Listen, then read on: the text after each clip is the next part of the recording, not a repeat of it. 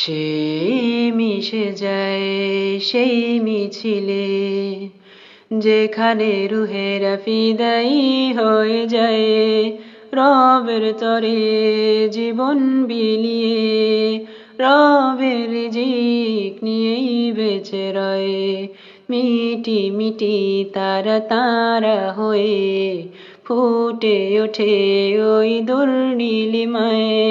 খুব জমিয়ে কোনো এক আসরে রবের স্মরণে গান গেয়ে যায়। কেন যেন একে অদ্ভুত তাই ছিল ভুলে সব মোহ মায়া।